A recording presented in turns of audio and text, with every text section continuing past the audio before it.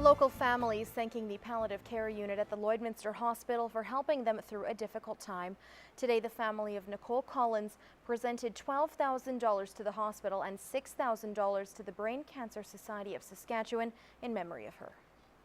I love her for the rest of my life, so I mean, she needed to be honored in this way, and I just felt it was the right thing to do.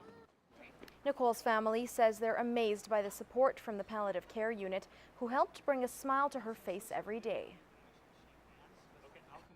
Nicole was just a very fun-loving person, loved to go out and have a good time and enjoy with family and friends, and she always made sure nobody was forgotten. So it was just, I wish I could even do more, just to do this in her honors. The money donated will allow the care unit to make patient stays there even more comfortable. And that makes sure the bed is absolutely as comfortable as possible. The furniture in the room is nice and cozy. There's ample supply of beverages and lots of coffee and snacks and that sort of thing. In Nicole's case, they had like a spa day there. The $18,000 total was raised from a memorial golf tournament in July. Well, the Canadian Roundtable for Sustainable Beef, or CRSB, will be launching their verification framework before the end of this year.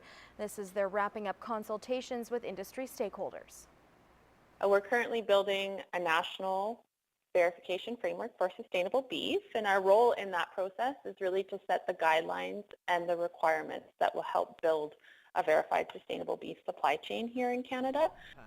Once these guidelines are in place, CRSB will be working with members and industry players to support its implementation. And so we're following international best practices in the framework's development, which is why we're conducting public consultations on both sets of indicators we've drafted. These indicators will be used in the auditing process on both cattle and primary processing operations. The CRSB has been collecting comments on their website since April, and another round of public submissions is planned for October. The various production systems and just regional nuances across Canada in beef production systems. And so that's why we've chosen an outcome-based approach to our indicators. We're not being prescriptive in terms of what has to be done on an operation. The verification framework for beef sustainability will be launched in Edmonton on December 7th at the 2017 Western Canada Conference on Soil Health and Grazing. Well, two dogs are in the adoption spotlight in this week's pet project. Manx is a 4-month-old puppy, and Gigi enjoys long walks. Here's John from the SPCA.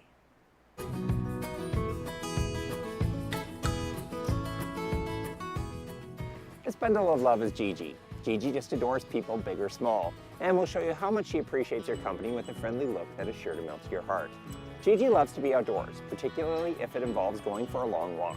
As long as she's by your side, life really couldn't get any better. Not only is Gigi full of love, she's also very intelligent.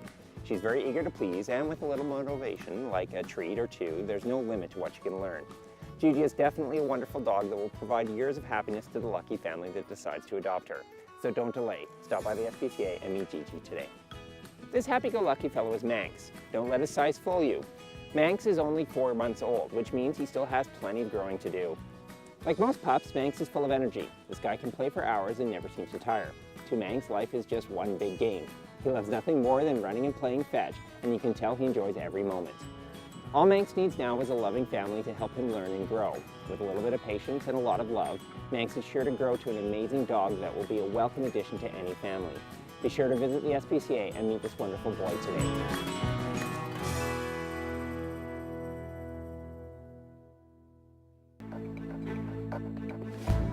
This is Newcap Sports. Lloydminster is chock full of numerous different sports leagues, but not a lot of those cater to adults until now. Lance Phillips and Josh Ryan from The Gloves Are Off are here to discuss the Border City's newest league that will have a lot of basketball fans happy. Thank you very much, Josh. There's a new league in town. It's the Lloydminster Men's Basketball League, newly formed, as in 2 days old. Yeah. The draft form, they had a draft format where they had some captains pick the rest of the team while they were scrimmaging. Do you like the way that this draft format worked? I think for the first time you've ran the league, it's fine. This is kind of a new venture in Lloydminster. We have a lot of co-ed leagues, but not a lot of men's leagues per se in these sports. And by having each captain, go through players one by one, just doing it in more casual form while people are playing, you still even out the teams, so there shouldn't be a bad team and a great team. Ultimately, it should be pretty even. You have a mix of different players in all three teams. And again, as they're just kind of getting started, they can establish more people going back to it, and going forward, you'll be able to see maybe more teams more teams in the future, and more of a beginning to the year and end to the year, maybe even an actual draft night where guys get to sit and blah, blah, blah, make it a little pizzazz. As you know, leagues like this are tough to get going, especially in smaller communities like Lloydminster. Do you think that these guys can make a go of it with 4 teams starting? I think they can, largely because there's a surprising number of people who love basketball in this city, and a lot of people who still want to get into basketball after not playing it competitively for many years. There's also a number of younger players around the early 20s age, and a couple of high school players who will play a little bit as well, since their season doesn't really get going until January. So I think that for now it'll be easy to get 4 to 5 teams in with the limited gym space, and I think it has potential to grow, assuming that the guys who run the league don't all of a sudden all move all at once. That would create problems, as often it is. But there's about 3 or 4 guys who are really running things, and that's a good base to start on. A few months away from Lloydminster Men's Basketball League getting started here in the border city. It should be an exciting year, to say the least, provided they can keep 4 teams going. Yeah, I'll be on one of them. Well, there's something to be said for running your toes through the sand when you're hanging out at the beach. When it comes to golf, it's quite the opposite. Being on the beach is a bad thing. And on this week's Tips from the Green, Lance Phillips and Ryan Vaughn will show you how to get out of fairway sand.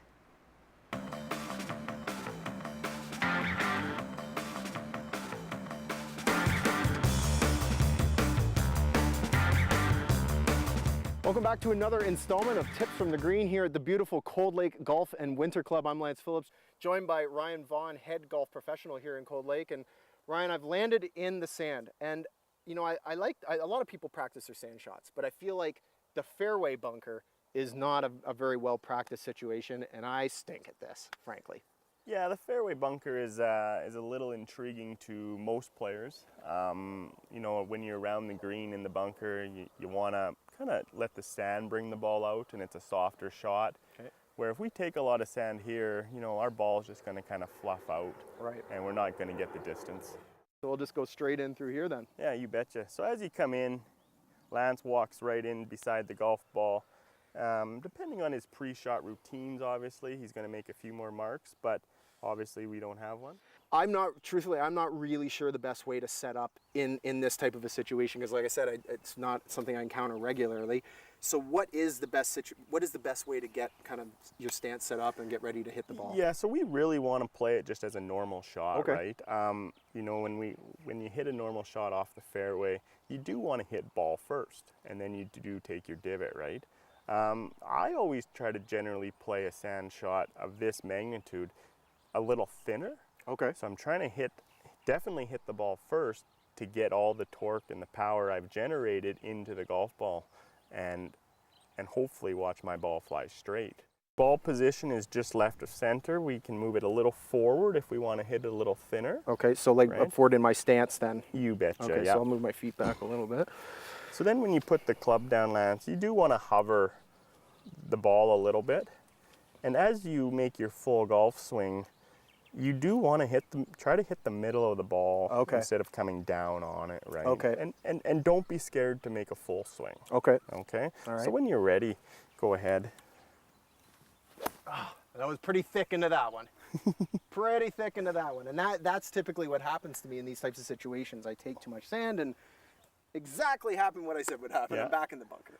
So we've got a second opportunity to perfect it. Listen, I feel like you as the golf professional could probably show me how this works. Absolutely, a lot better than I can. Listen, let's well, why don't we go up to this next shot here, and you can show us what we have to do. Well, that was ugly. We're back at Lance's ball. Lance has conceded to me to get this ball going a little forward. So we're playing a little alternate shot here. And as I said to Lance, you just kind of want to get your feet in. Get your feet in. Hover the club, okay? Set up, make sure you're comfortable. And as we swing here, And that's all there is to that. That's how you do it. That's how you do it. Well, thanks again, Ryan. Really appreciate you showing me how to duff a shot into the sand. That's All awesome. Next week, more tips from the green with Ryan Vaughn here at the Cold Lake Golf and Winter Club.